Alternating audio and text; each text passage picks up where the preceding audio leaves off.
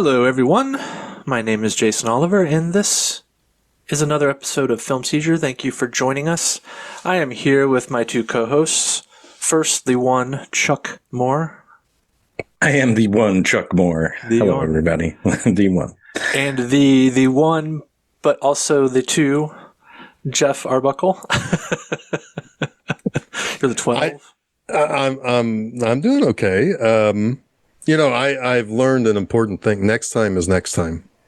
Next time is next time. Now is now. Now is now. That's right. Some important good words to live by. And yes, we are going to be discussing my personal favorite film of 2023, Wim Wenders' Perfect Days. I think in a past recent episode, I said I was chalky on this year with Oppenheimer, but that was not true. This was like a late surge to the top for me. And I think even Poor Things ended up edging out Oppenheimer for me in 2023. But regardless, yes, this is my favorite film of 2023. A movie I adore. It's almost kind of like a yearly appointment viewing for me now. Whenever I need a little bit of a what's the right word? Maybe a little bit of perspective on life. This is a movie that I have started to turn to for guidance. Meditative, spiritual guidance, if you will. Yes, this is obviously, I've seen this several times at this point, but I believe this was a first-time watch for both you two. Is that correct? Go ahead, Jeff. Yeah, it was. In 2023, of course, I chose another Japanese movie to be number one. Godzilla. Yeah. But I would say this is solidly the second best Japanese movie I saw in 2023. Right. Or from 2023, I should say. No, first time watch. Yes. Okay. And you as well? Yes, this is the first time I've seen it. I knew of it, obviously, because you talked about it, and I planned to watch it. And the last two movies that we've done, because The Shape of Water was last week, right? Mm-hmm. Are both movies I really planned to watch and just didn't. I have no idea why. And it's pretty cool to have seen them both for the first time now, I'll say. Like, if that makes sense. Like, I got to watch two good movies in the last... little time. Yeah. Great, good. I mean, I don't necessarily expect many people to love this movie as much as I do, but I do there are objectively good things about this movie. Yeah. Right? Can I actually interject on that point real quick? Yes, you may. Because I wonder if this is your pick for 2023 best, much like when we get to it here in a couple of weeks, my pick for the best of 2025 hits me the same way this movie hit you. I think you're probably right. I think you're probably right about that, and I know what I appreciate you're alluding to. Yeah, I appreciate that. So I certainly was appreciating the movie from that perspective as I was watching it. Yeah, there is. I guess I don't know how to approach this movie. I guess I'll approach it from a few different angles. First being, we've discussed Wim Wenders before, German director. We discussed his Paris, Texas. That's a good one. Another one I brought to the podcast that we all, quite like a lot. Mm-hmm. This is one of those movies that it's kind of strange because it's a Japanese movie, but it's a German director. But when you think about it, it's not all that strange because Wenders is very much an acolyte of the famous Japanese film director Yosujiro Ozu. Yosujiro Ozu. Ozu, he made up primarily a lot of his movies in 30s, 40s, and 50s. Kind of renowned for a kind of a minimalist approach, very focused on the day-to-day life of normal Japanese people. Kind of accentuating the everyday ordinary beauty in the world, right? And the beauty in the routine, beauty in sort of like the normal lives that most people live, right? And in that way, I think that this was Wenders really being able to make his ultimate Ozu film. He even framed it in 4:3, which is how Ozu shot his films. I spent like an hour trying to fix my TV at the beginning of this. No, I'm just kidding. I'm just kidding. Okay, good. Good. I was allowing that to why go doesn't like this you fill the were whole joking. Yeah. I was hoping that I was in with it. I was in on it. Sorry, Jason. Go ahead. No, you're fine. So it's interesting to me that the movie got its genesis in kind of a sort of collaborative business / art project in Tokyo in the early 2020s called the Tokyo Toilet Project. And what it ended up being was this project where 17 very elaborately designed public toilets were spread all throughout Tokyo and some of the suburbs around it that were all designed by famous architects and placed for public use in parks and what have you. Really, this idea of like that even something as simple as a toilet can be a beautiful work of art, right? And destigmatizing that they're dirty and scary and right, gross, yes. right? And also the idea that these are for everyone. This is a basic, essential human need, and everybody should have the opportunity to do their business somewhere without hassle, and ideally someplace, beautiful, right? And art and doing, our daily business are not necessarily mutually exclusive things, right? They can very much be one and the same. So, the creators of this project, they sent invitations to a lot of different directors. Some of them were like Steven Spielberg and Quentin Tarantino, Martin Scorsese.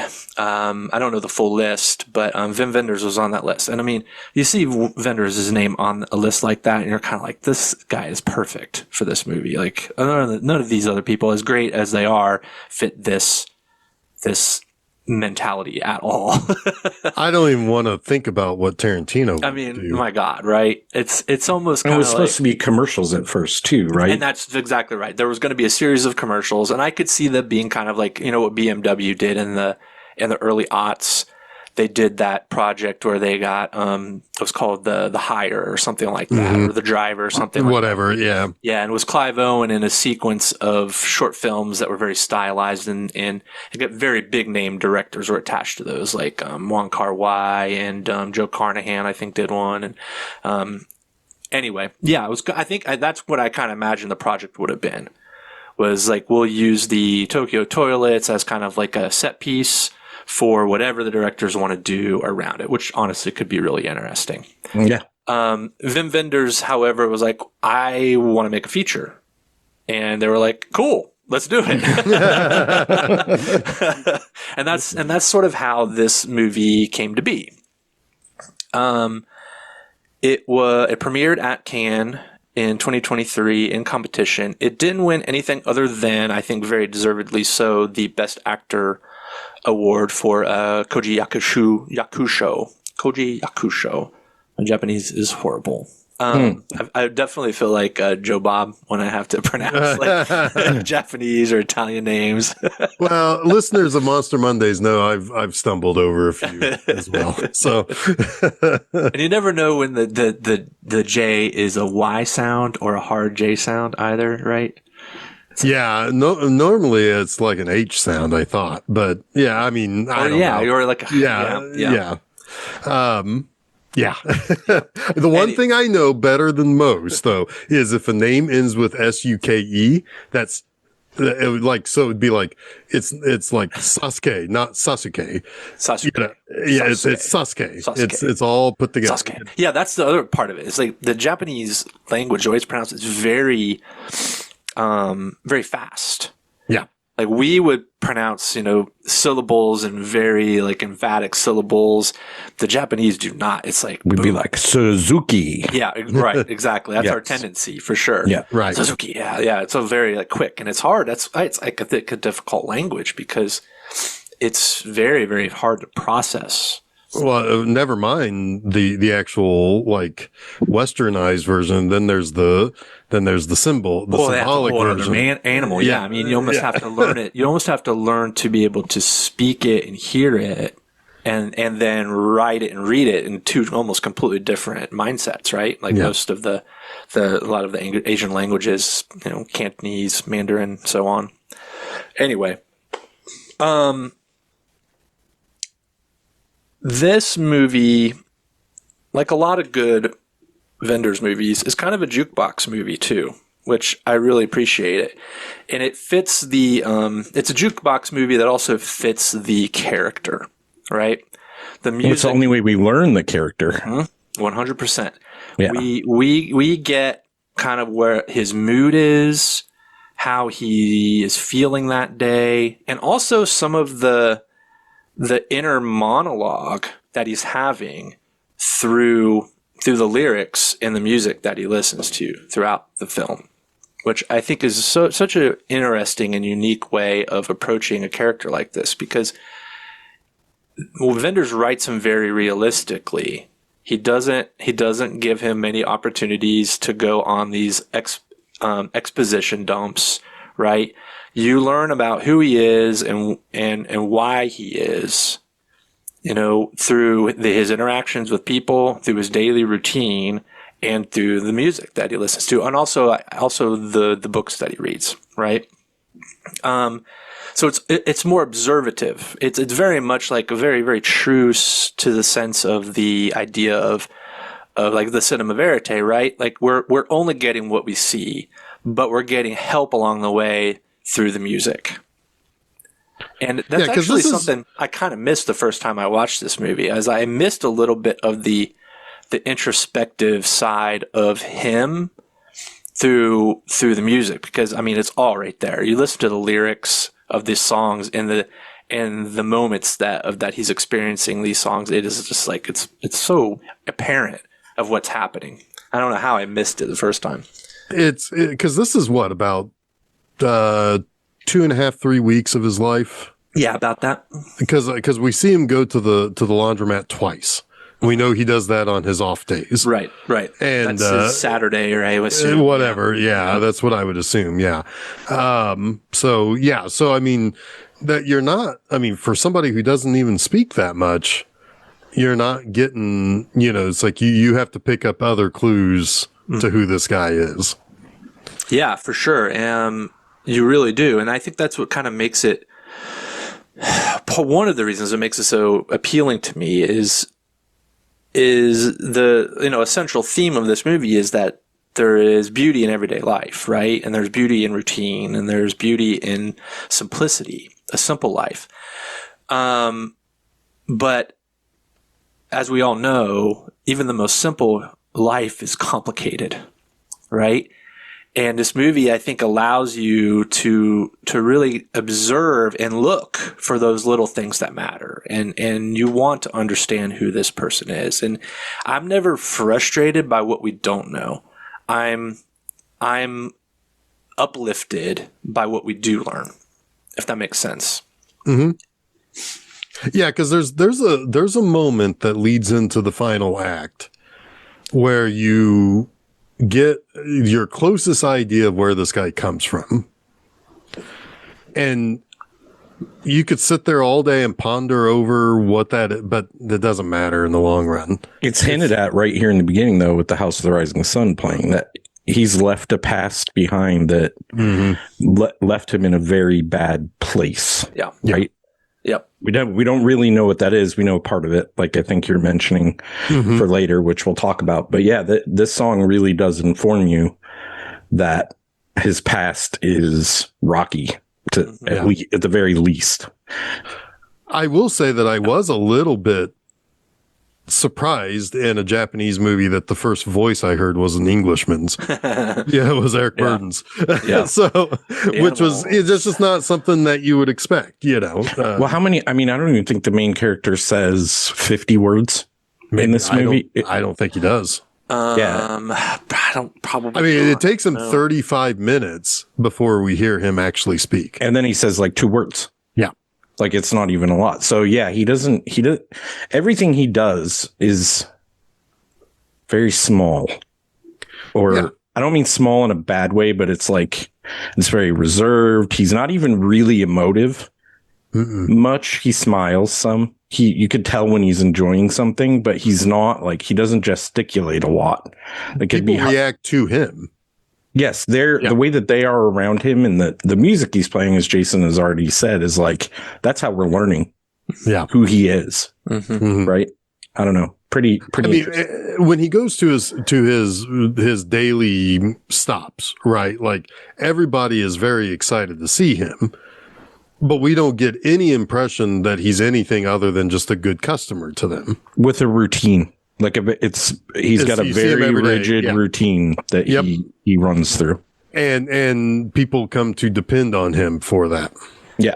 He very much reminds me of a first act Stephen King character. Like the one who is mysterious, but you can tell has a past, but is also seems very kind, but also could be dangerous because you're not totally sure where he's coming from, right? Usually you get some inner monologue with them, which helps. But I'm with you. But, I agree. But he encounters people and characters along the way, and there's a kindness that runs through their interactions. Cronenberg does this too, especially in some of his later work. Like, and a good example is History of Violence.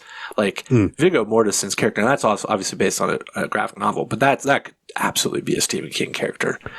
But anyway, well, there's a lot of. It's a little bit of parallel if we go back to Paris, Texas, right? Yeah. Oh, yeah. Because again, you're reacting to the main character. You're not really sure who this guy is. Yeah. You're just reacting to his actions and the things he does. Yeah. It's so interesting to me too, the Patricia Highsmith stuff, because Wenders is a big fan of Patricia Highsmith. In fact, he made a Thomas Ripley movie, The American Friend, which was based on Ripley's game, I believe. Dennis Hopper plays Thomas Ripley, if you can believe it. Pretty interesting movie. So he's got something going on there too, right? With this idea of this this uncharacterized kind of loner. You know, because Thomas Ripley is most definitely a loner. He's a sociopathic loner, but he's one that has very astute sense of people and also very, very routine in the way he goes about things. So there's a weird parallel there, and the connection we have in this to Highsmith is the short story The Terrapin, and a short conversation he has with his bookshop keeper that he goes to see, who says that Patricia Highsmith knows everything about anxiety. In fact, she's the one who taught me that anxiety and fear are different things, right? And I think that's also a little bit of an insight into him, right? He's trying to leave that behind. And what is he leaving behind? Is he leaving both behind, or is one still lingering, right? And he's reminded of that by his niece, who identifies with the story. And she is, I assume, it was him and his father, and it's her and her mother. Right. Are the Terrapin and the little boy. Yep. Or whatever. Yeah. Yep. Most definitely. The story of the Terrapin basically ends in matricide. So. Oh, wow. Yeah, so when she says that I'm going to end up just like Victor, that's why he has the reaction he has to that. He's like, no, don't say something like that. You know, you're not going to, he's basically saying you're not going to kill your mother. Right. But you're right. I mean, it's very much probably how he felt about his relationship with his father. Mm-hmm. Yeah. And seeing that sort of that kindred self in her is interesting. And you get like that's one of those things. It's like these are little details of this movie. There are so many clues to be uncovered. Like you're nothing is spoon fed in this movie. It's all told through the details of the everyday interactions. Yeah. So I don't know how to approach this. How do you want to approach this? Well, we have a janitor who cleans the Tokyo toilet, the 17 Tokyo toilets. Yes. We've discussed that he has a very rigorous routine in his cleaning and in his life. Yes. Other than that, like it is kind of a cyclical movie. Like we see the same thing 3 times, maybe, or 2.5 times. Yeah, I don't even know. Several times, really. We see pretty much a whole week twice, but obviously, well, each day brings something new. Something new, right? Exactly. Yeah. Like we kind of see this first 2 or 3 days as the typical, right? And it basically consists of him waking up from his bed, folding up his Japanese floor mattress, putting on his jumpsuit for cleaning. He goes, he sprays his plants down. He grooms himself. He grooms his mustache. Yeah. I wanted to ask you, was it, does he typically because I got this a few times in the movie, when he wakes up, he specifically wakes up because somebody else has a routine. Oh, yes. Somebody's sweeping the sidewalk, which wakes him up, which starts his whole day. And when that person's not doing, that's the days he sleeps in. Yes. Yeah. Yes. I didn't even notice that. You're absolutely correct. It's the old woman sweeping the street. And that in and of itself is an interesting detail, right? Because why is she sweeping the street? Right? Like, well, because we know that there's a truck that comes by too. Yeah. So, yeah. It's a public street, and there's this old lady who sweeps it every morning. Well, you get the impression that someday he will be her. Right. But there's a sense of like cleanliness. There's a sense of civic duty. There's a sense of doing a good thing and doing it right. Even in the face of something so mundane and maybe pointless, right? Yes. And also, I think it also says something that where they live is extremely like middle class, lower middle class, and they are right on the other side of upper class. They're across the street from the upper class. Yeah. And maybe it's partially, well, this is just the way we do things over here also. I think it's a pride of place, right? Yeah. This is where we live. We can't be ugly neighbors. Like, yeah. Japan is thought to be a pretty clean country, just in general. Very much so. It's interesting. I do have someone that I know from years ago who lives in Japan, and they owned a bar for a while, and they would always find people like passed out and puking. Like every day when they walked into work, there would be a picture on Facebook of that. And I'm like, so Japan isn't like idyllic or whatever. Like the shit's going on out here. But it's funny. There's always people just passed out on the stairs with puke everywhere. Yeah. Well, that's funny because that's in this movie too. Yes. There's the guy. There's the very first morning. There's the guy who's passed out on the park bench and then rushes into the toilet to vomit. You would assume. Yeah. Yeah. Yeah. Interesting. But yes, you're absolutely correct. He is awoken by the older woman sweeping the street. That's his alarm clock, right? And he gets up and he goes about his day. He meticulously takes care of his plants, sprays them down, grooms himself, and then he, on his way down the stairs from his loft apartment, he has a little landing where he grabs some change for the day, puts on his watch, goes outside. He does not put on his watch on work days. Oh, you're right. He doesn't. That's only for days off. Yes. I specifically noted that because I was not surprised to find that all of his contents of his pockets are separated out in piles. And right next to his watch is the watch, or right next to the wallet is the watch. And he skips over that. And then it's not until we see him go to the laundromat that he puts that on. No, you're absolutely right. Yep. He gets a coffee, Boss coffee, same one every morning. I looked it up. Boss is a very popular iced coffee brand in Japan. I wanted one when he got them. I know. Yeah.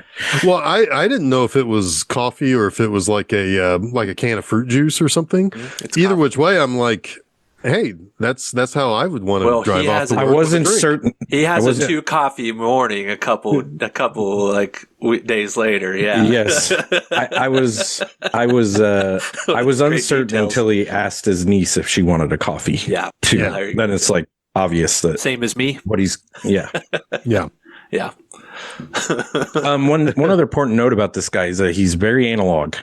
Yeah. Yes. Yeah. I mean, that is important about his character. Everything I don't know if he's very physical, but he wants to be touching everything like that he interacts with.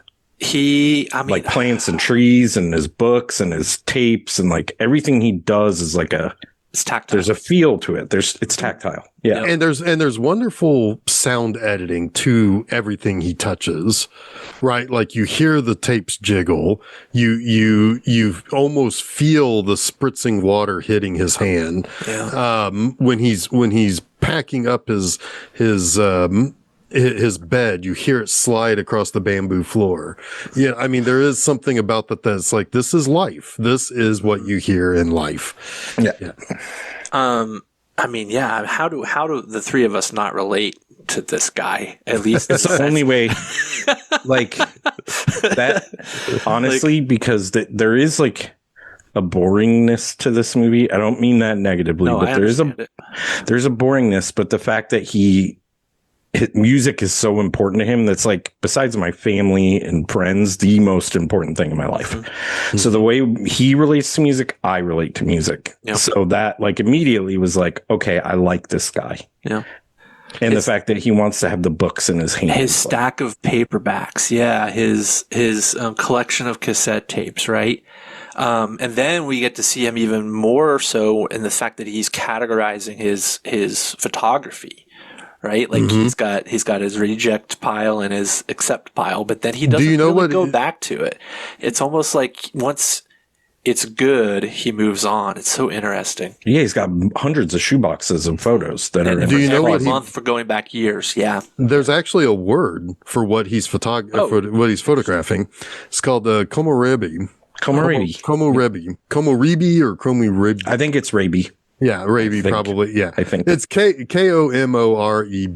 It's the Japanese word for the shimmering of light and shadows that is created by leaves swaying in the wind. It only exists once at that moment. So he's cataloging each individual time that he can capture it. Yeah, that is the last thing you see in this movie. I don't know if everyone hung out. I think it's even after the credits. Mm-hmm. That exact thing you just read is on the screen. Yeah. Oh, interesting. I don't think I ever did. That makes so much sense too. I mean, he dreams in it.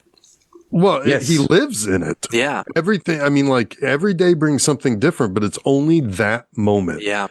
Even though he repeats things, and you think that this is a cyclical, thing that he does. Everything is just a little bit different, and it only exists for that moment. It's all throughout this movie. Like light and shadow and the sun through the leaves and what that looks like. It's gorgeous. I mean, well, and it also plays into the whole next time is next time, now is now. Right. Yeah. Right. And it's in those moments where he's able to observe where again, it's like, yes, this is all around us. Like you can find beauty in anything, in everything. Right. And, you just have to be willing to look for it and observe. And so we're kind of given that gift to observe through him in this movie, I think, and learn. I do. This movie just every time I didn't even know about that concept. That's so fascinating. Now I'm like even more kind of like blown away by this movie because it's another layer that I hadn't even considered. It was interesting to me that Wim Wenders stuck that after the credits instead of like a tag on the movie. Because I was just sitting there like thinking about the ending, which we'll talk about later, which we've seen two iconic ones of those like back-to-back years of the way this movie ends. The other one being Maxine.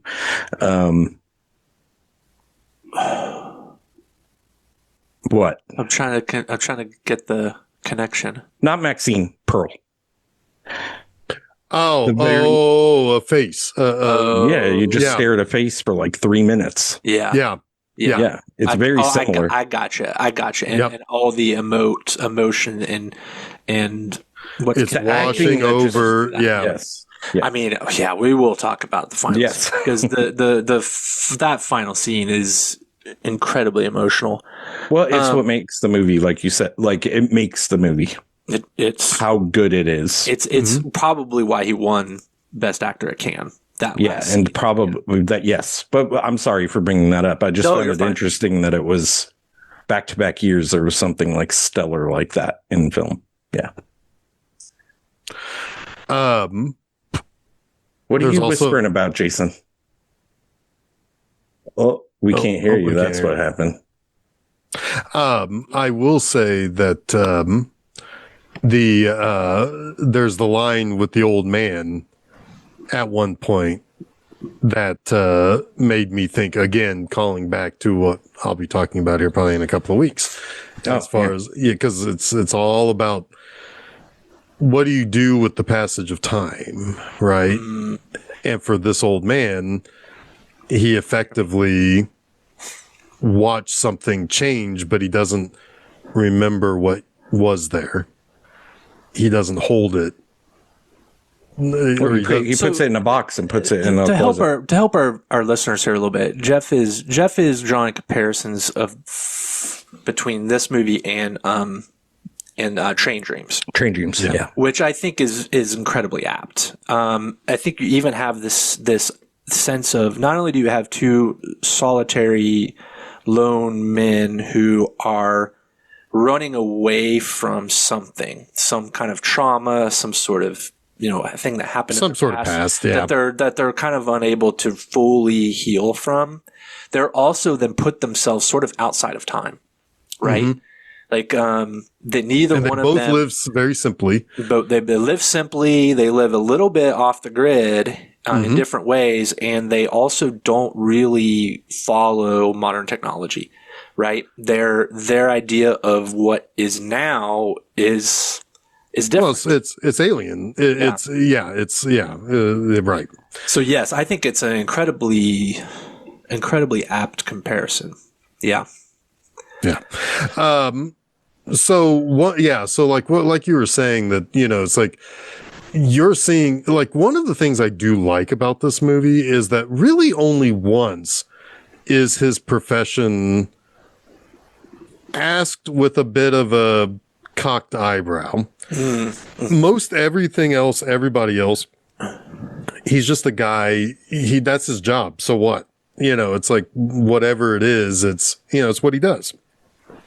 While he is kind of pushed aside, quote unquote, pushed aside when the one guy needed to get in there so he can throw up.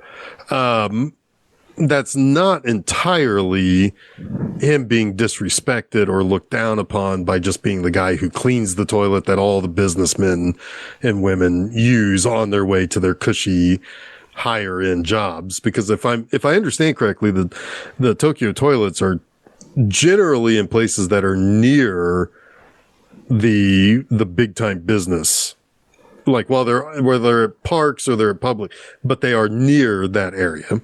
Yeah, I mean, I get the sense of Tokyo is it's a pretty big city, right? With a lot of parks, and these are kind of spread out throughout the city. Yeah, but the point being, yeah, they're all in like public green spaces for the most part. But yeah, within areas of commerce for sure. Yeah. So yeah, I mean, and Yeah, and he's kind of, he's just kind of going about his business, and you can see that he's very meticulous about how everything must be perfect. Like it would have to pass like a white glove inspection. Yeah. But then his partner shows up. Takashi, he is a character. Bordered on ruining the movie for me, that guy. 10 out of 10. He's a character. Yes. Yeah. Yeah. He is so like, I thought for a second I stumbled into some Power Ranger shit. Cause he's that type of cartoonish like guy, but he does serve, he kind of serves the point of being kind of like the young guy seeking for something more than the old guy living more simply, right? Yeah, like he is the perfect opposite. Although he does something that pisses me right the fuck off. It's pretty annoying what he does. Yeah. Because I tell you right now, I've got plenty of things that if any motherfucker ever tried to do that to me, they are getting a fucking knuckle sandwich instantly. My note at that thing you're going to talk about later is I seriously hate the coworker. I fucking hate him. My note was you just know right away that Takashi sucks. Lots of views. But he is kind of hammering home Takashi, or not Takashi. I'm not even going to, I can't remember. The janitor's Hirayama. routine. Hirayama. Yeah. And his how he is so settled into life is like opposite of Takashi. Like he hammers that home that one lives for the present knowing that tomorrow will happen while the other is always living in the clouds. He's dreaming of the future. Yeah. Right. He's thinking about how am I ever going to have a woman who loves me? How am I ever going to make money? He's spending his money before he even makes it. Right. Yeah. He's very much the polar opposite, generationally, age-wise, mentality-wise. It's not necessarily that he's representative of the young, of the youth in Tokyo. But he is certainly the yin to the yang of. I've been both of those guys at parts in my life, so I think most people are. Yeah. Yeah, and that I think my hate for him is like probably my hate for wasting so much time when I was young. Yeah. Sure. And I not recognizing the perspective earlier. Yeah. Right. But I mean, I would also argue that it's like, that's one of the joys of youth is that sometimes you just live more recklessly and and it's like there's a place to appreciate that as well. But as you get older, you always say, man, if I'd have done this differently or if I had known what I know now. I don't resent like the recklessness. I resent the non-appreciation of what's going on at the time. What you take for granted. Yes. Yeah. I think this is a good place for me to kind of bring this up here because I have an interesting relationship with nostalgia, right? Like I don't really like nostalgia, but I love sentimentality. Mm-hmm. I think these are two completely and totally separate concepts that you can have one without the other. Looking behind you, I would totally not think that you don't like nostalgia. I'm not making fun of you. It's just that you have a very nostalgic setup. Well, and that could be sentimentality too. Like it's sentimentality because I appreciate it and love the things that I had when I was younger. I don't want to go back to those times. I don't want to. I don't want to go back to 1985. I want to live in, 1986. Does nostalgia mean that? Like, this is an honest question. Does it mean nostalgia, you want to go back? Nostalgia tends to be twisted in ways to where you want things to be the way they were, not appreciating that things will never be. Nostalgia is a lie. Sentimentality is reality. To me, at least. I mean, like when people are nostalgic for something, they're only cherry picking the good things out of life. Whereas sentimentality is you're cherishing things that you did or that you experienced or that you had. Yeah. To me, it's like chasing a feeling more than anything. Right. And not cherishing a memory. Yeah. Right.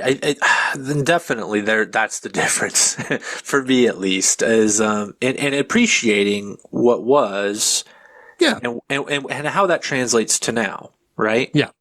Reconciling it.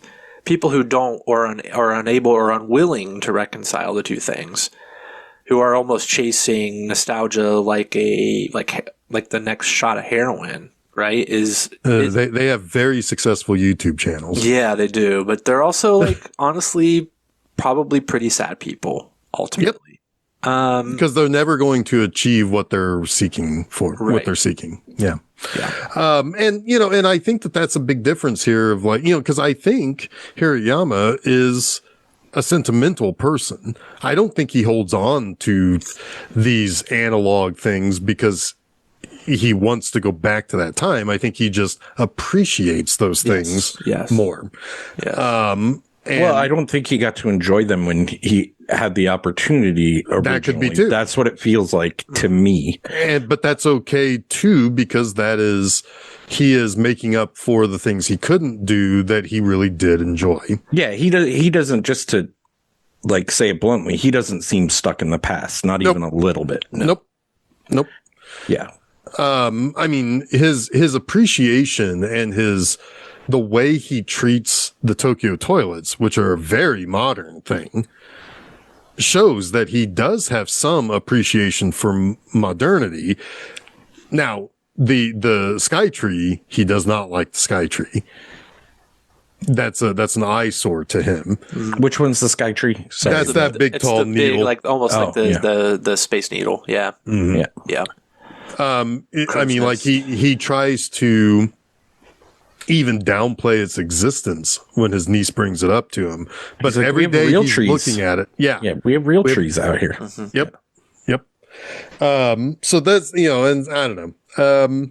This is a movie that does make me think a little bit about, like, the sentimental parts of life, right? And that is what you should be yearning for, the feeling of the sentimental, not the feeling of what was, or what you wish could be again. Yeah, I mean, it's very clear that this is a man who has escaped some sort of, I don't know, some sort of hectic life, a life that he probably couldn't or didn't want to keep up with, a life that revolved around money and the making of it, right? Probably a domineering patriarch, which is, what we get a little bit later from a conversation he has. We don't really know fully, like, how much he disrespected himself along the way, but we do know, like, almost like an alcoholic, we know that he had a moment of clarity at some point and decided that the way he was living his life was not healthy, right? So he put himself on another path, and he's committed to it, right? It's not even just another path. That routine is keeping him from doing whatever he was doing before, whether it was alcoholism or gambling, as you could infer from House of the Rising Sun if you wanted to. Totally. But yeah. Or women. You could also infer that. I mean, sure. Yeah. And there are moments where you can see him crack, right? Because he needs this routine. To me, that is apparent, right? If he's living in the now, which is also a very, like, Alcoholics Anonymous thing, right? Is he also needs this stability of his life. So, like, when our favorite character, Takashi finally quits. Fuck that guy. He's got to do all of the work himself, right? And he ends up working until evening, which that is the most aggravated, annoyed, and emotive he is, because, like you said, he needs that routine, and it's been fucked up by Takashi quitting. Right. And it brings out some of his baser natures, right? Probably things in him that he has been repressing. I don't know that, honestly, he's getting all the help he needs. No, it feels like he's done like, this himself. He's white knuckling a lot of this. Yeah. Yeah. Cold turkey or whatever. Like, Yep. yeah. I can appreciate what he's doing because, I'm sure I could go and talk to a professional about some stuff, right? Some stuff that kind of lingers, But on the other hand, I have figured out my own simplistic life. While it may at times be complicated, I'm pretty happy with that and in a solitary sort of way. Yeah. Are there some things I wish I had a partner or something else to help with some stuff? Sure, absolutely. But on the other hand, there's a lot of things I don't have to do, that makes me able to enjoy certain things that maybe I wouldn't have time or the ability to do. So I appreciate that. But I also agree that, I'm sure there are some things I could do better with a little bit of assistance, but that's, I do appreciate this character a lot. I thought that you would. I mean, I appreciate him. I almost admire him, right? Because I see a lot of qualities in him that I want in myself, that I strive towards. But yeah, at the same time, it's like you see him knocked off his axis several times in this movie. And that's hard, man. And sometimes he handles it more gracefully than others. And I know we're going to get there when we get there, but I think the ending is a lot of the culmination of that, right? Yeah. It's super interesting to me that his perceived dependability for everyone around him is a necessity. He's not even being dependable to everybody. Like he's doing it for himself. Like the only time you see him very selfless is with the two girls, right? Like he does something for Takashi to shut him up. I think it's not a selfless act, in my opinion. Right. But his niece, it's what do I need to do to get you out of here? Yeah. I want to go home. Yeah. Yes, his niece in the Takashi's girlfriend, Io. Yeah, are the two that. You could tell there's compassion in this man, but he's not always showing it at all. Right. Like, there is one person, though, that I do think he would do quite a bit for. Outside of those two? Yes, and it's so downplayed. Oh, yeah. But he doth protest too much in that scene. Oh, yeah. But we'll get to that. We're not like that. Yeah. Sure you aren't. Yeah, because you went to go drinking real quick. There's a few. All right, so maybe that's the way to approach the rest of this episode. Is kind of let's talk about the things that kind of knock him off of his axis. Right. The first one is the night with is it Takashi? Takashi and Aya. Yeah. So Takashi is his junior at work. And he's, like we discussed, kind of a annoying comic book character of chaos who rates everything on a scale of 1 to 10. He has a 1 out of 10 Takashi. I'm telling you. 1 out of 10. Do not recommend. He has this girl he kind of he definitely likes, but maybe kind of likes him back. It's not really all that apparent. She's a little too cool for everything except for one thing. Yeah. Patti Smith. Yeah. She seems like a Patti Smith gal. Yeah. Yeah. So he's kind of lazy, not kind of lazy, is lazy. He doesn't work as hard. It frustrates, our guy.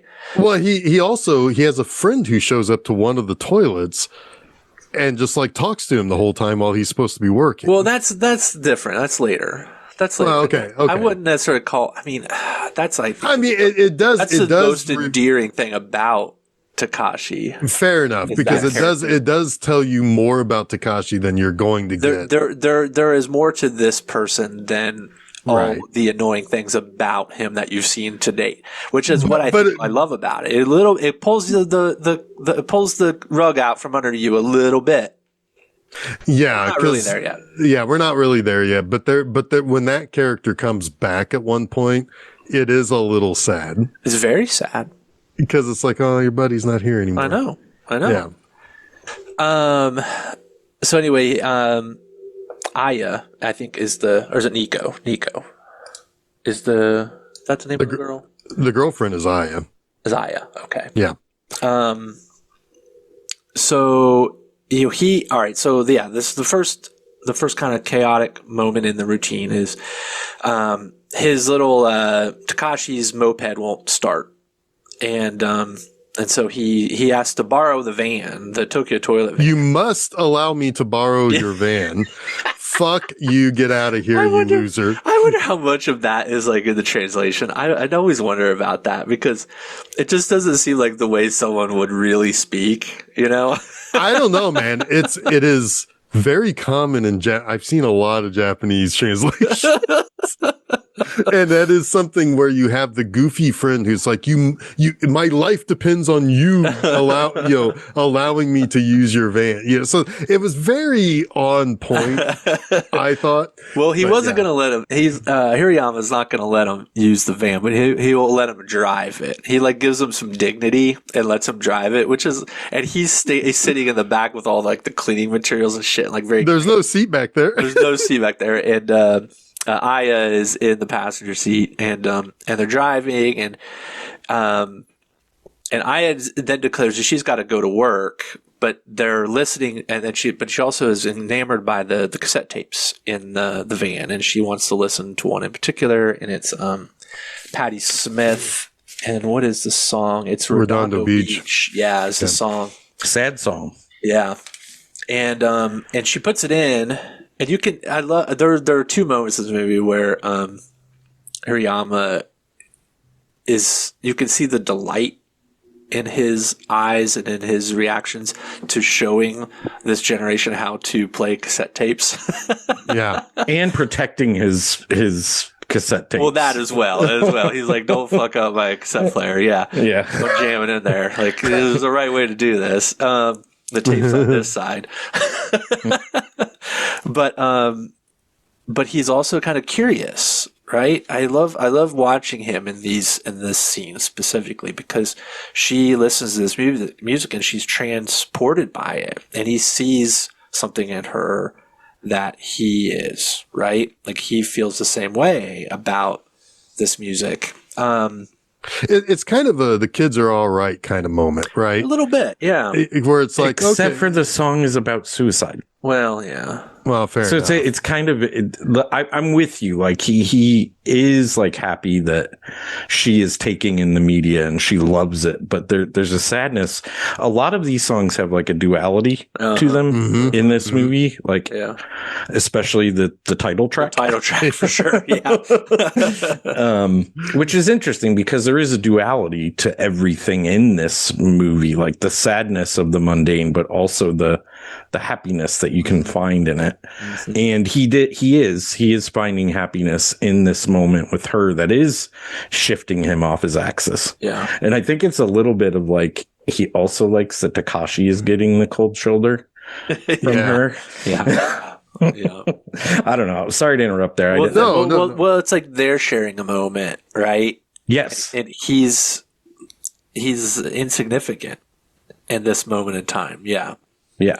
And I also think that, I mean, we do learn that I mean, she works at a particular type of bar that is like very heavily or entirely staffed by women. It's a club. It feels like it's a club. Yeah. I mean, it's not like a stripper or anything but it's very much designed like, like a club or Coyote Ugly. Yeah. Well, I know exactly what it is. I don't know the Japanese term for it, but, Tokyo Vice, the show, deals a lot around these types of clubs. Yes, it's generally like a female owned club with, female hosts who They are kind of like your server, but they sit with you. They sit with your group. They're conversationalists. They help keep the party going, right? They're revered for their presence. And yes, there's certainly a sexy aspect to that, right? And if you want something, but it isn't like a quid pro quo, like No. sexual arrangement. Yeah. It's like but if you Kind want of something like that's, bottle service. and if you want something that's a little bit more quote unquote submissive, I think you would go to a maid cafe where they would treat you more, like they are your servant. Yeah. Oh, a little, yes, that, yeah, potentially, yeah. But this is more higher end. Generally, yeah, these are very high-end places, and the women who work there make they make good money. Yeah. And you do get the sense that, I get a little bit of the sense that she appreciates the attention from Takashi, but it's not really what she's looking for. No. I think she's intrigued by it. I think she, like you said, appreciates it. Like, this person, for whatever reason, likes me a lot, right? But And when always talking about taking me to nice places or whatever. and it's kind of entertaining, that aspect of it, the flattery of it, maybe. But I mean, that's a very common thing with young people. Sure. I mean, but she's also like, I got to go to work, and if you want to see me, you're going to have to come to my work. And if you want to come to work, you have to pay. Yeah. Right. Exactly. Yeah. Yeah. And there's probably no guarantee that she's going to be his conversationalist. No.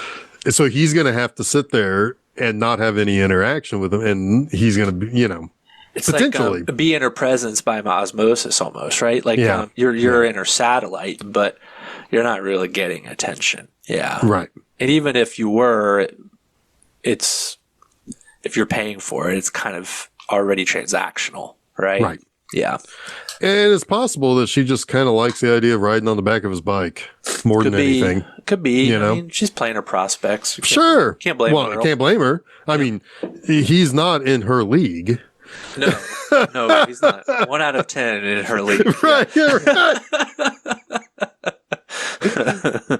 But yeah, this is the point where Takashi pisses me off to no end, because he takes Hirayama's tapes. He's like, I know a guy, he'll tell you how much these are worth, and then you can have all of this money that you will give me, and I will have a night with Aya. And he's like, I just want to go the fuck home. And it's like, this is out of my way. Does. He hasn't had his ice cold water and ramen yet. No, he hasn't gone to the bathhouse. No. And I mean, there's a lot of old Japanese ass in this. Yeah. It's like a little something for the ladies in this movie. 100%. 8 10 out of 10. Yeah. Jason really liked that ass. Oh yeah. Old man balls. Oh, that one guy who gets stuck to his little stool. It's like, He yep, does. that's going to happen. It's gonna happen. But anyway, he just wants to go home. And it's like, so then he goes and he finds out that his tapes are quite valuable. Because the tapes of the 70s in particular are in high demand. Mm-hmm. And one of them, I think it's one of his Lou Reed tapes, is $120. Lou Reed. He said, Lou Reed, this is very rare. Yeah. $120 for that. And so he likes, oh my God, you have to sell these so I can take Aya out. And he's like, no. And that should be the end of that conversation. Yes, so he wants his tapes back. And then he starts running around the store like a child. At this point, this guy is not going to survive the night if he's around me. Well, he is. What do you call that? Co-workicide? Yes. everyone in the shop is staring at them. It's embarrassing. It is embarrassing. And Takashi should be embarrassed. Yeah, and he pays him off. But he's not. He does pay him off. Yeah. But that creates a problem, because on his way home, he runs out of gas, and he has no cash to get more gas. And so he has to go and sell he's got to go sell one of his tapes anyway. That motherfucker, I mean, Yep. as a guy, okay, so I don't have audio cassettes and books. I have comic books and Transformers. If motherfuckers come through here pawing that shit up, no thank you. I know, but he does it, and he eventually makes it home. And He does. It's not even the next night that is the next morning that is his 2 coffee morning. That's later. That's later. Yeah. He has a couple beers for the 2 coffee morning, I believe. I think. I don't think so. I think it's a different one. But anyway, but the next day, Aya comes back because what does Takashi do? Yeah. He throws a tape in her purse. Yeah, Patti Smith tape. Yeah. And at least she's cool. So she understands that she is mature in a way that Takashi is not. And she respects Hirayama's maturity. And I think, quite frankly, she's attracted to it in a way. Well, not to where she would do anything. Right. In some way, she's appreciative. And yes. Yeah, I agree with that. Well, and she's someone who probably has a very good sense of men in her job, right? Yeah. Yeah. And I think she recognizes a kindness in him and something safe about him and something wise about him. Probably very similarly to probably not the type of thing that he experiences on a day-to-day basis, right? Like most people ignore him and he's feeling seen. Yep. Yeah. But there's also a self-serving part of this for her because she has no way to play this tape. Yes. And she wants to hear the song again. Very true. Very true. It's just interesting how that happens a lot in this movie. Like, kindness is self-serving sometimes in this film, and it is in life as well. Yeah. I mean, sometimes it just is, right? Like, I mean, sometimes. Sorry, go ahead. No, I was going to say is like sometimes you do a thing with somebody because it makes you feel good. It makes you feel good more so than it is what it is that you're doing with that person, right? Or you're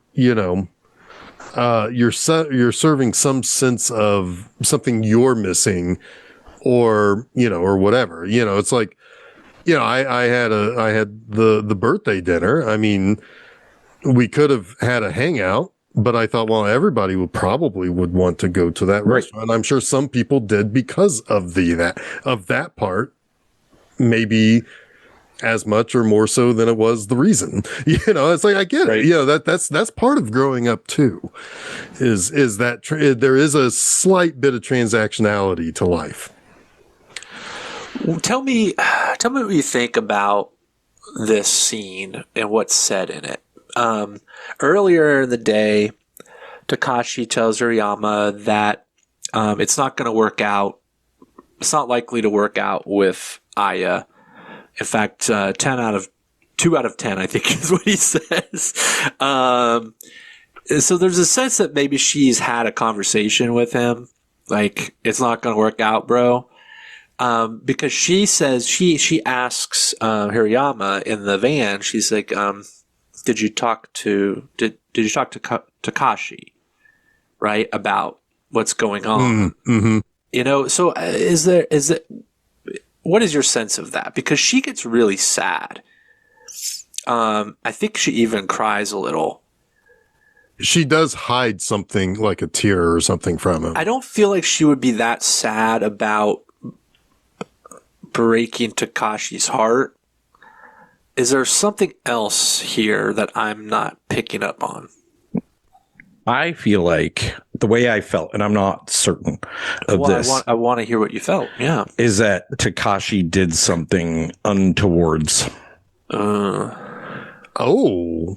That's the way that could be, because did he tell you anything would be that's the way I felt about it. Like he maybe advanced it more than she wanted to aggressively because he was drunk, because he had all the money that was given to him. I don't know. That's just what I felt. That's a reasonable explanation for sure. Because that would make her upset to the point, and like, I thought maybe he was a nice guy despite his like goofy flaws, but he's just another man who I see in my bar every day.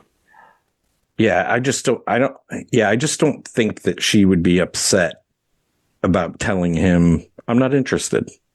Right. And I don't think he's the one that said it. I agree. I agree with that. So I don't know. I had this weird, like, wild idea that that she was pregnant, maybe, or something. Like, I don't know. I mean, it's completely just a thought that popped in my head. But she seemed like really sad. And she's connecting to that song in a really unhealthy way. Yeah, I don't like that. I don't like that. So that was my kind of like my thing with that scene. And then she kisses him on the cheek, Hirayama. Very cute. It's very cute. His reaction is adorable. He's so surprised, and it's like it cheers up his whole day. Right. But it's also like, man, what is she going through? Right. I wish we would have gotten more out of whatever was ailing her, for sure. Yeah. I do appreciate this movie that does spoon feed you everything, but I don't think it gave us enough With her. With her. Yeah, and it makes you wonder too. Like, I mean, he got a kiss on the cheek from a pretty young girl, but you know, is he introspective enough to understand that, like, there's something in her life that she still needs help with, right? Right. But anyway, this is when we hear Perfect Days, right? Mm-hmm. He's kind of like feeling good about himself. But again, like you mentioned, that's a very duplicitous song. It's ironic in its meaning of perfect days, right? A perfect day. You know, it's it ends with saying you reap what you sow, like multiple times. And it's like you have that, like the swell of the song is like, you keep me hanging on. So you're not even really not even really giving me everything I need, whatever he's attributing that song to, right, in his life. Yeah. And is he cleaning his apartment for this, or was that Sunny Afternoon? That's later. Yeah, that's Sunny Afternoon when he's cleaning his apartment. Yeah. But I always think of the Pizza Underground version. I mean, it's so funny. Oh, it's such a pizza day. I'm glad I spent it with food. Oh, such a pizza day. You just keep the oven on. Yes, you keep the oven on. My God. So fun. But yeah, I don't know what's the next day after this, because I think it's the day that Takashi quits. I'm pretty sure it is. Yeah. Because he quits, and then, now Hirayama has got to do the whole day by himself. There's no help coming. No one's available. And it sucks. Like, he's there. It's probably like a 15-hour day. He's got to clean every damn Tokyo toilet. All 17 of them, I think. And and he kind of breaks. Like, he's on the phone with the Tokyo toilet people. He's like, I'm not doing this another day. Like, find someone. Figure it out. Right? He goes home. It's like, a routine is broken. He has to get like a prepackaged ramen from under his sink and eat that for dinner. And he even smells it to make sure it's not been, like, rotted. Right. And yeah, it's not a good day for Hirayama. It's not a perfect day. It's not a perfect day. Right. But the next day, he wakes up, he goes to work, and he's got somebody waiting for him. Like, they're ready to go. It's like, I was told to report here unexpectedly. And they're like all military ready. They're like ready to go. And he kind of gives a smile. I was like, that's what I like to see. Finally, someone like me. Finally, someone who takes their job seriously. I didn't mention though. I do need to backtrack a minute. There is the moment with Takashi that I find endearing, and it's when they're cleaning on one day, in between kind of the tape incident and the breakup, where this younger boy comes kind of like barreling through, and it's clear that this kid has Down syndrome to me. I mean, right? Yes, yes. And he's looking specifically for Takashi, and he finds him in one of the bathrooms, and he goes and comes up behind him, he starts playing with his ears. And Takashi totally takes this in stride. He's like, yes, this is my friend. I don't remember his name. He's like, I think he likes my ears more than he likes me. But that's just a bonus, right? Or something like that. And it's just this really nice moment where these two have kind of forged some sort of friendship along this cleaning route. And he's become something important to this boy, right? Or young man, I'm not quite sure. And it shows a lighter side to Takashi, like a gentle and even a maturity that we didn't know that was there. So anyway, that maybe is part of what Aya has seen in him and what she liked about him, and why he was allowed to have such a chance, if there was ever a chance. Right. So anyway, I just want to mention that, because later on, yes, I think it's in the night where and I should mention too, Hariyama notices this interaction. He observes it, and it makes him smile. Right? He recognizes it for its niceness, and then later, when he's having to clean all the toilets by himself, the same boy comes by. And there's no Takashi, and he's dejected and sad, and he kind of walks away, forlorn. And Hirayama registers that too. He's like, this is a sad thing for this boy, but also it's like maybe Takashi's also let someone else down, which is also like Takashi's way. Well, he could also be recognizing. He could be recognizing other routines and patterns that other people have, which he can identify with. Yeah. Yeah, this kid he was expecting to find Takashi, and he didn't. That has derailed his day. Yeah. Yeah. I think you're absolutely right. So where do we want to? I think we jump to Nice. Well, did we talk that much about his off day? Not really. No, we should. So, because so one of the things he always does this at lunchtime. He goes to a particular park and he sets up a film camera and he kind of holds it out and he snaps pictures. Well, on his day off, he will go and pick up pictures, drop off his film, and buy new film and load up for the next week. Mm-hmm. And another thing he'll do is he'll take his laundry to a laundromat. That was where my Simpsons note is. I hope he uses Mr. Sparkle. the only time I can say anything Simpsons related in Japan. But he also goes to a very specific restaurant that's run by a woman that everybody calls Mama.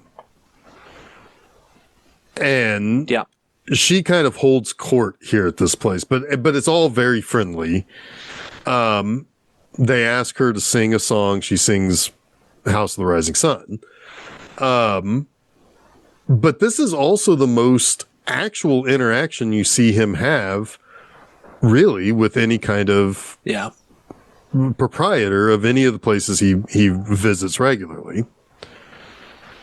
And she has a lot of chemistry with him. Like they're always talking about what books he's reading. They're talking about there's an additional closeness between these two. There's an intimacy Yeah. Like below the surface. Yeah. Yeah. There's also, like some friendly, kind of, what's the word I'm looking for? Not banter, but, like there's a little bit of, Camaraderie. gossip that's shared there too, because like one of the guys is recently divorced, and how it's like he complains about his wife not being around, but then that's all he wants to go back to, and all of that sort of stuff, so it's like it is camaraderie, it is gossip, and it's kind of used as a lighten the mood of this place. And almost all of these patrons, we should mention, are older solitary men, right? Like single men, for various reasons. And there is some sort of an assumption that she is rivalry happening here. And yes, and she is also her assumption that she is also single, right? Right. The sole proprietor of this establishment. There is not a mama. Yes, and so there is this I think a rivalry occurring, and I think that there's a perception, right or wrong, that Hirayama is winning. Right. Well, and he also seems like he is he's not the most broken down of the old solitary men. Like there does seem to be that he is he's busting in with all the riz, right? Like he's got the smarts, he's got some looks. He's not exactly completely and totally broken down, and he doesn't come in and get shit faced. Yeah. I think the other guys feel like they're there constantly. Yeah, it's like he comes in for a part of his day, and those guys are there all day, every day. He comes there once a week. He's there once a week. Or whatever whenever he's there. Yeah. The other two guys are Norm and Cliff. They're there all the time. Yeah. And Norm or Cliff, one of them says, "Hey, he got an advertiser we didn't get," and she just kind of she's like, "Oh, pshaw, everybody is treated equally here," wink, wink. Yeah. Which I do think that Hirayama also picks up on a little bit. Oh, most definitely. It's like he gets special treatment here. It's something that he gets. Stupid man. Yeah. Right. It's not something he's worth upsetting his balance of anything. Right. To pursue, but he recognizes that there's something special here. Well, who doesn't enjoy a little bit of tension like that anyway? Absolutely. Right? It's fun. Yeah. But this is where also the old man, he walks up to the other old man at one point. And he's like, "Do you remember what used to be here?" You see a building that is clearly gone, and it's been kind of cinder blocks and a tarp have kind of mapped out the original floor, but there's nothing there. And Hirayama doesn't respond to him, almost as if to say he doesn't know what used to be there. And the old man says, "Oh, well, that's what happens when you get older." Mm-hmm. I guess this is what happens when you get older. Yep. Yeah, it's like, either you don't take interest, or you take for granted what was there until the point it's gone. You don't know what was there, or it's a replacement kind of feeling, or it's you end up getting forgotten. It's a signifier. It's like a milestone of aging, right? Like this is a thing that no longer exists. That as I remember it, it's very Train Dreams. Yep. Like incredibly so much so. And yeah, just kind of like this life marker of time passing you by. Yeah. Yeah. And it's physical representation of it. Oh yeah, and it's because you can apply that to other things. Like, I can't tell you how many times I think about like how much TV just has changed. There's nothing physical there. It's just that the programs are different, or the way that commercials are different, and stuff like that. It's all that same kind of concept, whether or not it's a physical building or a concept. It goes away eventually, and it has its time, and it's no longer there. And do you appreciate it for what it was? Or sometimes you just don't remember what that construct was. Yeah. Because there are plenty of things that I say, I remember something existing but I can't tell you what it was. but there was something there, and it was obviously not that important to me. There are plenty of things that people will mention and I say, do you remember that? And I'll be like, not until you just mentioned it. Right. Yeah. Like it's categorized, it's filed somewhere. Yeah. You had to bring it up for me to find it. Yeah. It never would just yesterday on Facebook, I commented on somebody's post where they were saying, who remembers the cheddar melt at McDonald's? Like, of course I do. I love those things. I miss them. Oh my God. But then I brought up the fact that the one thing that I seem to remember that many people don't were the pizza pockets at Hardee's. Oh, I don't remember those, but They were effectively big, and I'm sure Carl's had them too, but they were effectively big round calzones that were like Hot Pockets. B-dubs used to do those, and a lot of people don't remember, and they were fucking delicious. I know the ones at Hardee's were fucking good when I was like 12 years old. Were they grinders at BW3s? BW3, no, they were more like a bigger egg roll with pizza stuffing inside, kind of like a pizza log or a pizza roll. Pizza log. That's now, the name. That's a Western New York thing, like a pepperoni roll, or like you would get, Jason. It's a staple. It's called the pizza log. Pizza log. It's like an egg roll pizza. If I saw the word log follow, behind something like pizza or hamburger, looking the same way. I don't care. I'm ordering it. I don't care. Here's my money. Take it. Oh, well. Big Yule log fan? Yeah, I'll go no, I know what a Yule log is. I'm not interested in that. I want a pizza log. I'll go to GFS and get you some pizza logs, Jeff. They have them. Pizza logs. It's a Wegmans thing. Like they're in every Wegmans in the world. I don't know if you guys even know Wegmans. I know Wegmans, yeah. Yeah. I mean, we just recently understood what a Wawa is around here. Yeah. I knew what a Wawa was. Well, Jason and I are cultured. I'm a world traveler. Yeah. I've been to a Buc-ee's. Smoked turkey at Buc-ee's. People like other things. There are things at Buc-ee's, but man, it's all about smoked turkey for me. I mean, the stuff is better than you would anticipate. Like, I thought it was way overblown or going to be like one of those places that you're like, oh, it's just cool that they have a sandwich or whatever. But their shit is good. There's a lot of shit there. It is way too chaotic for me. It is chaotic and weird. It's like if a truck stop is a cult, it's Buc-ee's. Yes. but goddamn, yeah, the food was pretty good. Yeah. All right. So Perfect Days. Yes. Good barbecue. I don't even remember where we lived. So at this point, it's right? It's the niece. So yes. So one day he comes home from work and there's a teenage girl sitting on the steps that go up to the apartment above him or the entry above him. Yeah. And she's like, I've been waiting for you all day, effectively. And he doesn't recognize her at first, but he realizes that it's his niece. Yeah. And he hadn't seen her since she was really little. Yeah, she's grown a lot. Yes, and I mean he even comments on that. And he this is Nico is his I was trying to find the name, yeah. Nico. And he says that that she had basically run away from home. They don't really say, I mean, he asks her, do you run away often? Basically, because, but through this comes the conversation that her mother, Kiko, is estranged from Hirayama. Yes. That they don't really get along very well. Not exactly explaining whether it's just they just don't get along because they just don't really know each other anymore, or if they had a big falling out, or if they, whatever.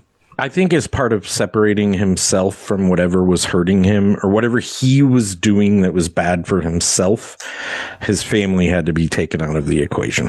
Yeah. That's the way I feel about it. Like, yeah. And his sister probably doesn't like him for some things that he did.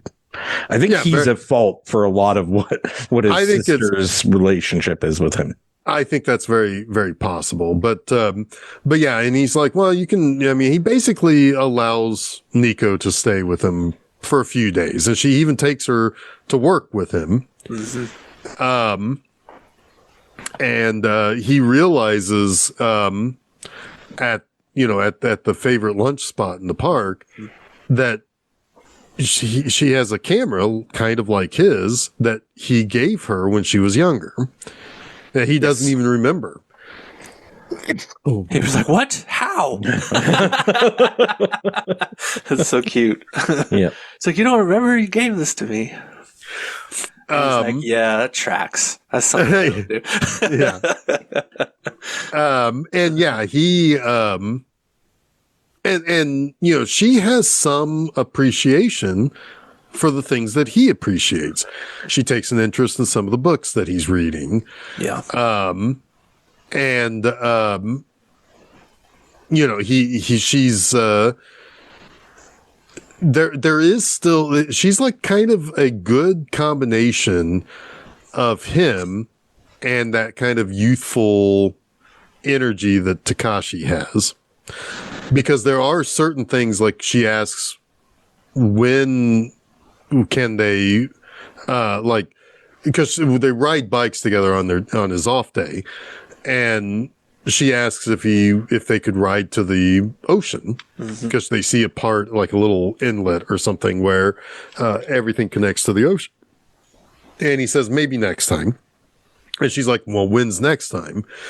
And like, she keeps asking about it, and that's when he says, well, next time is next time. Now is now. Basically telling her, or at least giving her the idea to appreciate what you have now. Right. And she kind of takes that to heart. The whole later, or next time is next time, now is now, it becomes kind of like a little jingle to her. Yeah, a mantra of sorts. Yeah. Yeah. Yeah. And, but he also knows that she can't stay with him. Maybe more so for his own routine than anything. Well, she's a minor, and he's like, I gotta tell her mother where she is. I mean, she's probably worried. Yeah, I mean, it's all sorts of real adult reasons why. Yeah, you can't allow this to continue. Yeah. But I also do think part of it is for his own routine. Well, that's absolutely one of probably a dozen reasons. But right. The look that the old man at the bathhouse give him is really funny too. It's like, yeah. What? Who is this young girl? Right. And so, yeah, and basically the mom comes to pick her up, and she doesn't really want to go, but he's like, you got to. You got to go home. Yeah.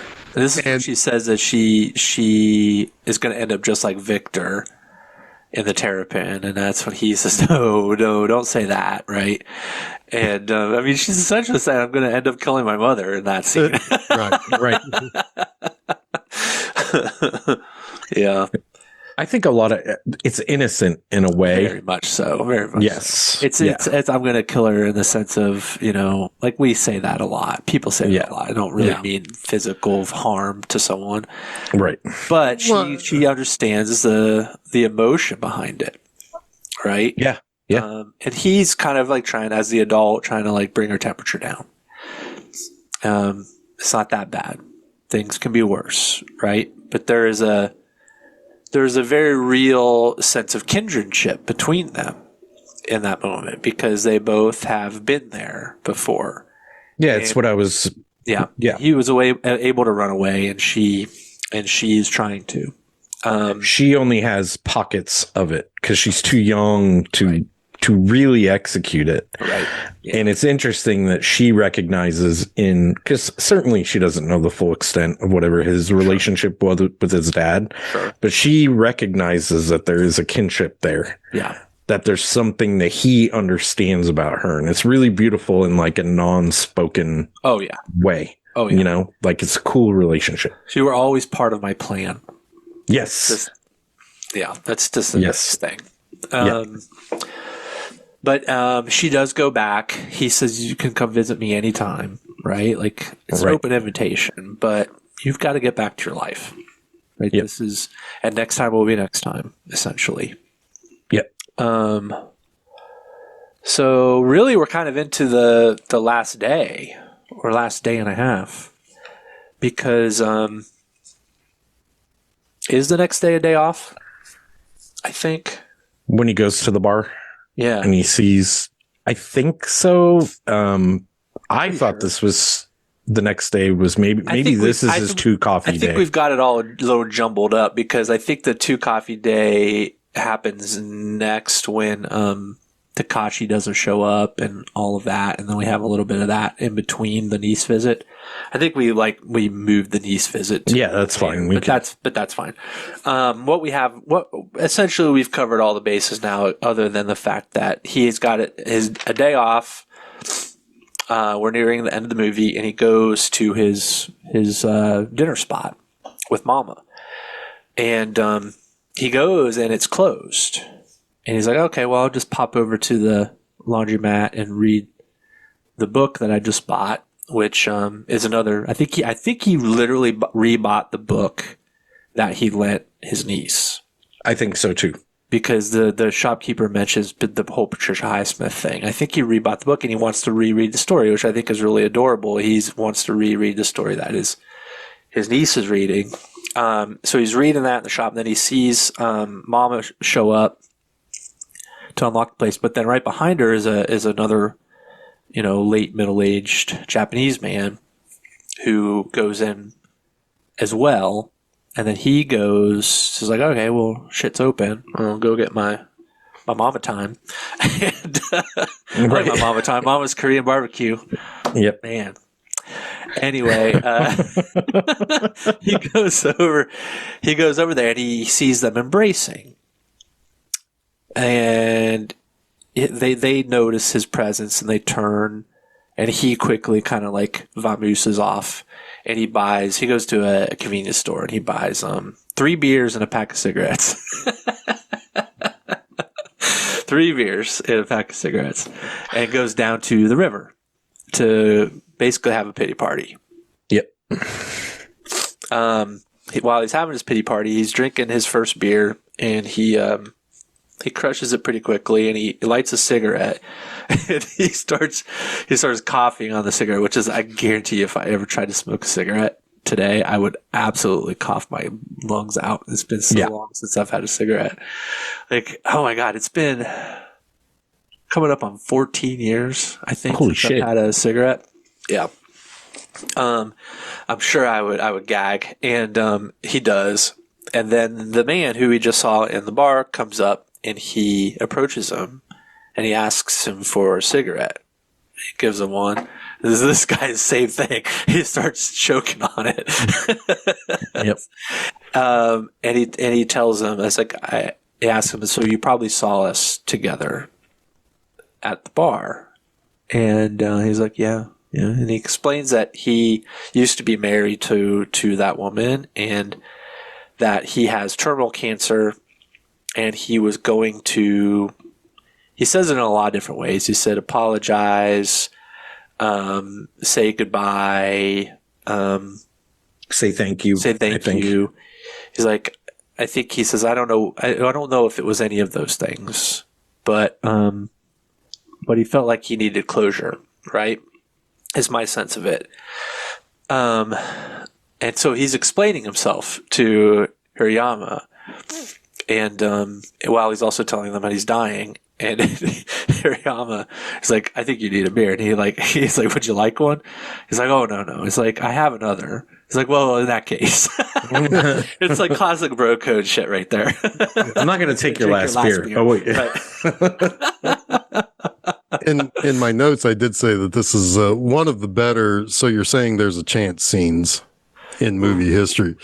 Well, yeah, because then he says to Hirayama, he says, please take care of her. I'm counting on you. But that does also indicate that Mama was worried. Yeah. That he saw sent him them. After. Yes. You need to go. You need to go reconcile this. It is quite nice. And he's like, no, we're not like that. We're not like that. And the guy's kind of like, yeah, sure, whatever. No, you're gonna whatever you're gonna tell yourself. Yeah. Yeah. And it's a really, really nice moment. And then they have this really interesting discussion about all the things that he's never going to know or learn, right? It's like his pursuit of knowledge ends when he dies. And I think there's something really poignant about that.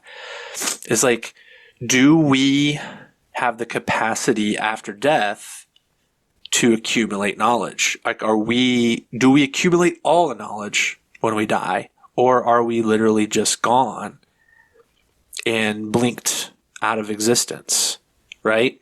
And he asks the question, do shadows get darker when they overlap? And Hirayama's like, well, I've never really thought about it. I don't know, but suggests that they experiment and they see. So Hirayama stands in front of the man, and the man passes behind him, like walking behind him with their shadows overlapping, and he says, it's like, I don't think it's any darker. And Hirayama can't believe that for some reason. He's like, no, it's got to be. It's got to be. And he's looking for it. He's like, you're right. Nothing is changing after all. Right. That's just nonsense.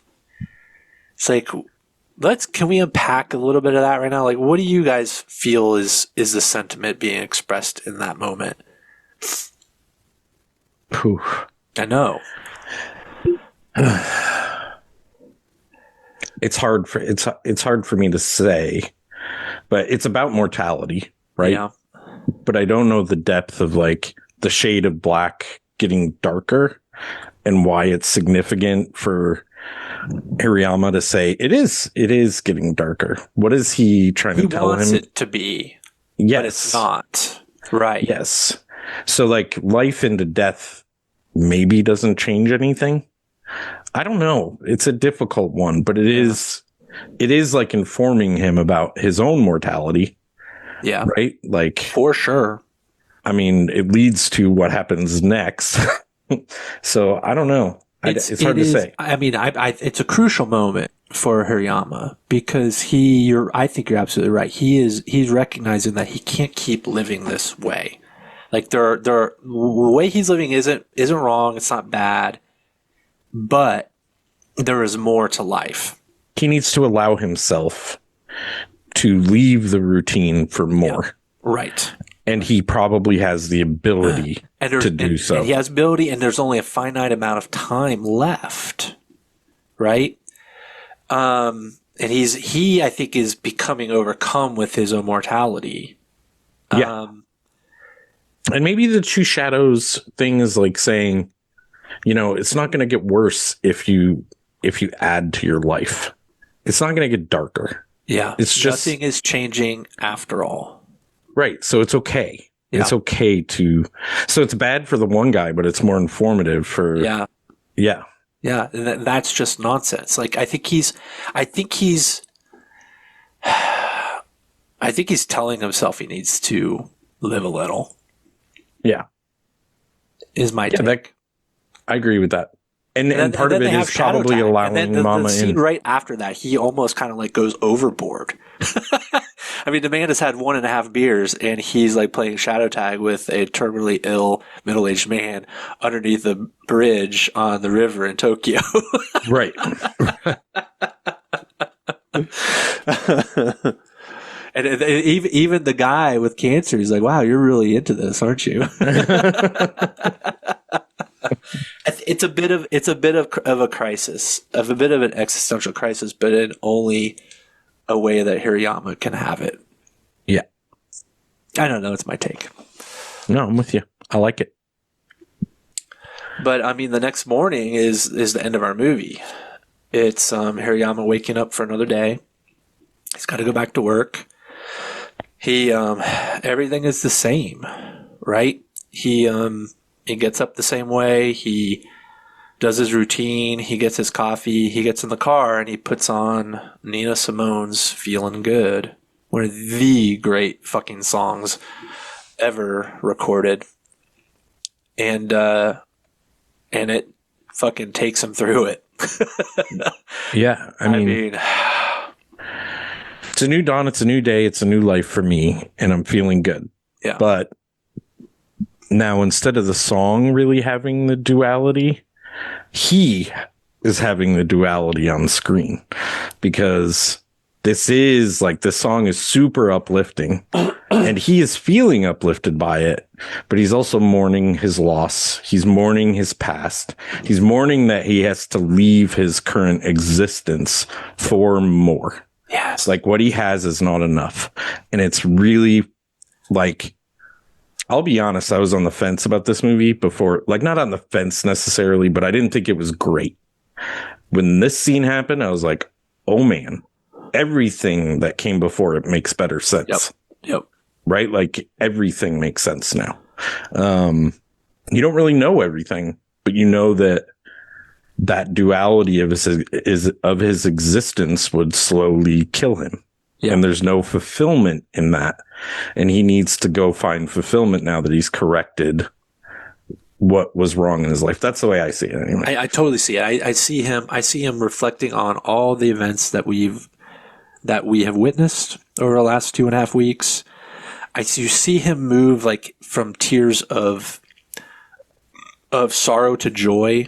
Yep. And back to sorrow and back to joy. Like it is a complete and total reckoning and processing of everything we just watched in the movie, but through this song and his reaction to it. It is an absolutely unbelievable masterclass in acting. It is astounding. It grounds the entire movie and it gives it new perspective. Yeah, it's I don't know. I think you put it fucking perfectly, Chuck. I'm just adding like sprinkles. Yeah, man. There is a song in my life that is like this. It's Lucky by Radiohead. Oh yeah. And it's also about transformation, and there's a duality in that song about like, I'm not going to spend a lot of time explaining that, but I feel him in this scene so much because when I'm driving my car listening to that song, I'm bellowing, but I'm also sad. Yeah. Like I feel it so much. Yeah. And it just speaks to the reinforcement of music and how it guides us, how it helps us, how it can reaffirm things, and how it can bring things out of us.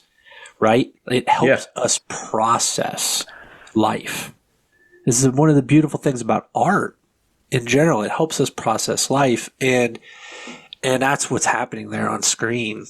Yeah. Is him like processing, and it's through the vehicle of the thing he loves the most in music that he does it, and it's just beautiful. It is beautiful.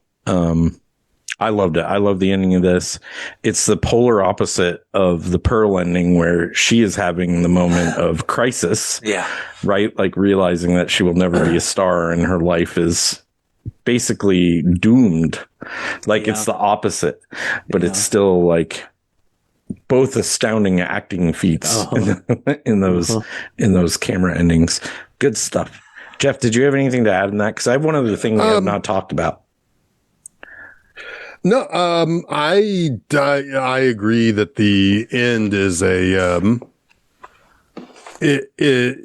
replays things for you, right? Like it's kind of just, how did this affect him? It's the cycle of life, right? In a lot of ways, there's change, there's death, there's birth, there's rebirth, there's it's he kind of lives a whole life in those 2.5 weeks or 2 weeks or whatever we want to call it. Yeah.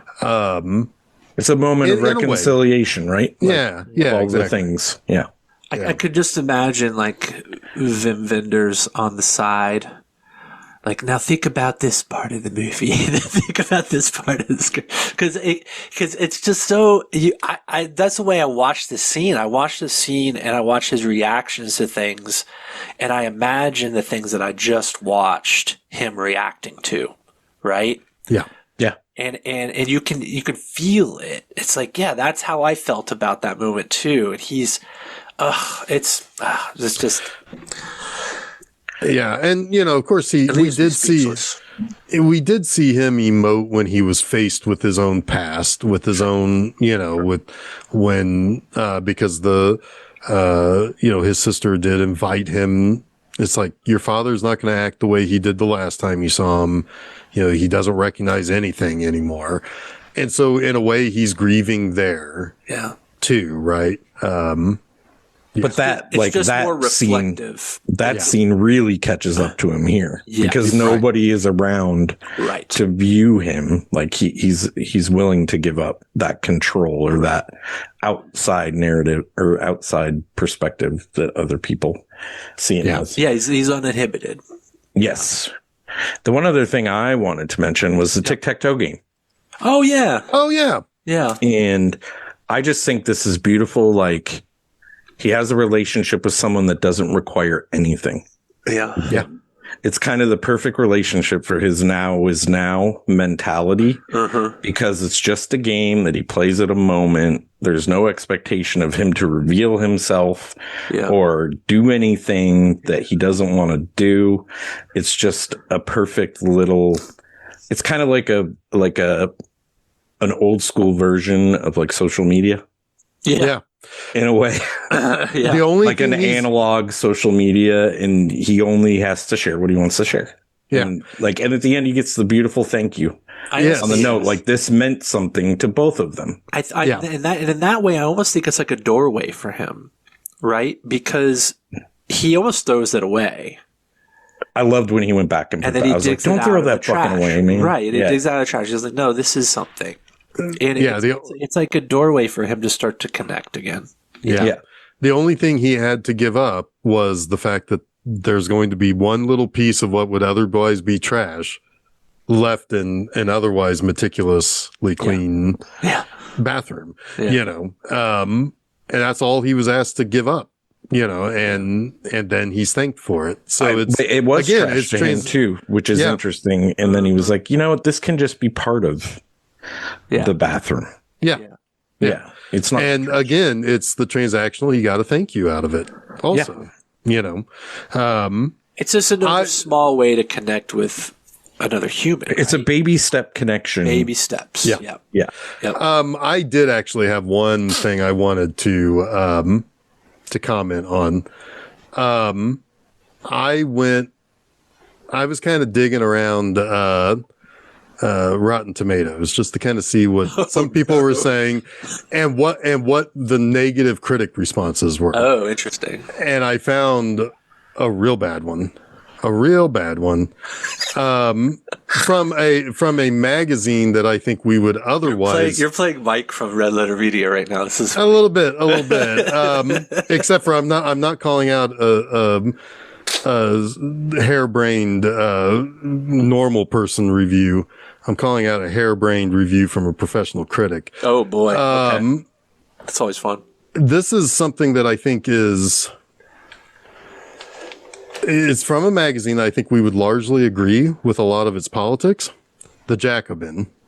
I don't know that magazine. It's a socialist magazine. Okay. Eileen Jones is their reviewer, and she's the reviewer for the Jacobin on Rotten Tomatoes. Okay.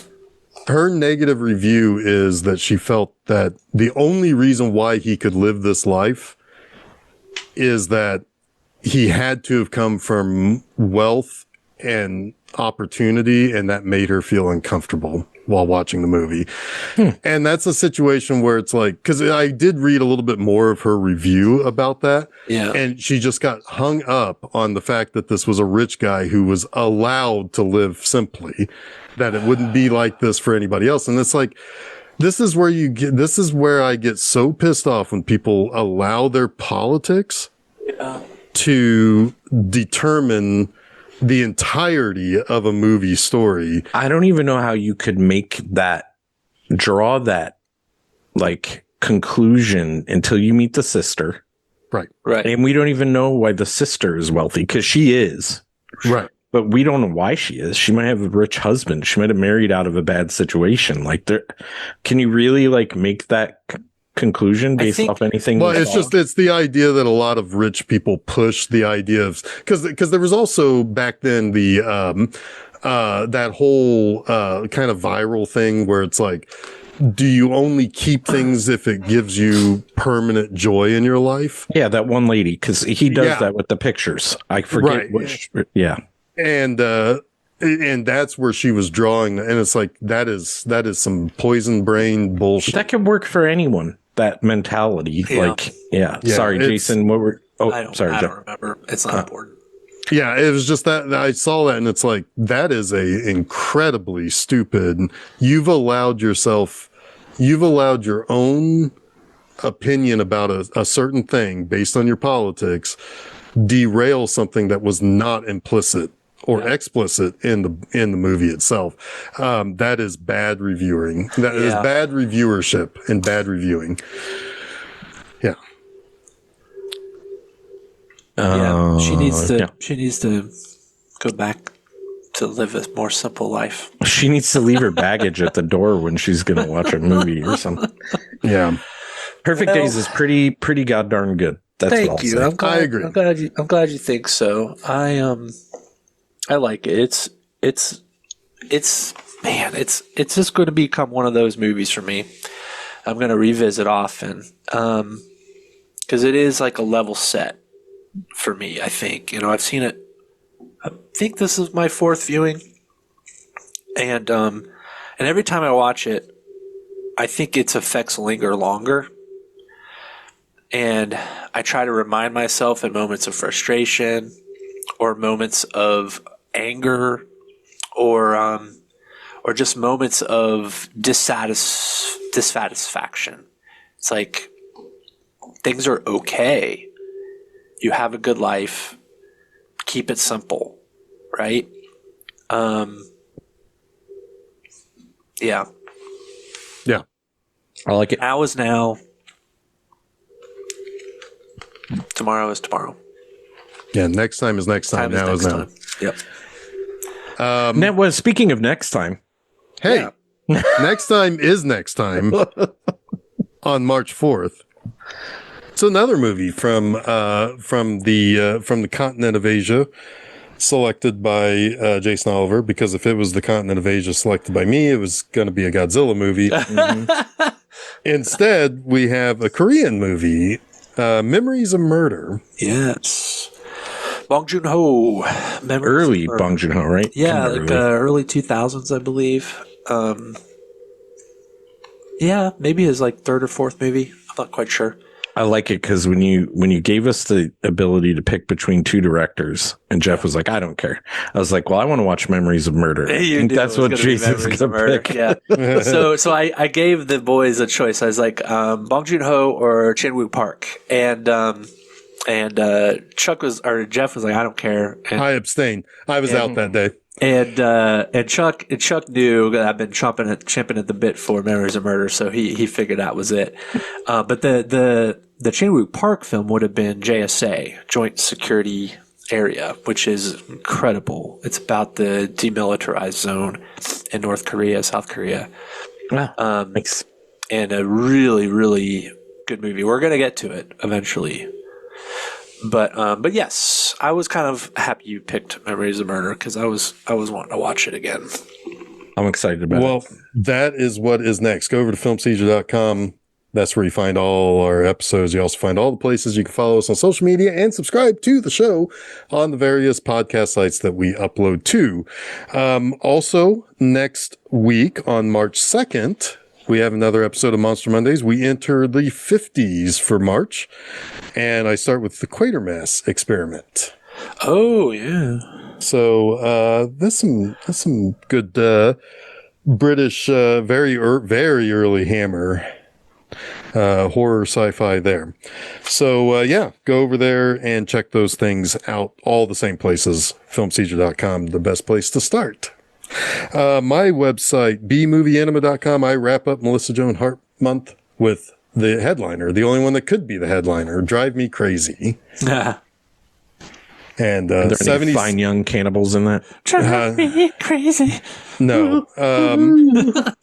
Like no more hills. She drive me crazy, and I can't help myself. I will say that there's 7,700 words. He sounded a little bit like Barry Gibb. There's on some that Barry Gibb in that. Yeah, there's shit. a little Barry Gibb in that. Anyway, so film Seizure. Talking it up. so you can go over there and get 7,700 words on a movie that largely went unnoticed 25 years ago. Anyway, well, it went unnoticed to everyone but me. All right, so I think we did it. I think we will now live for now, but look ahead for next time. Yes. Yes.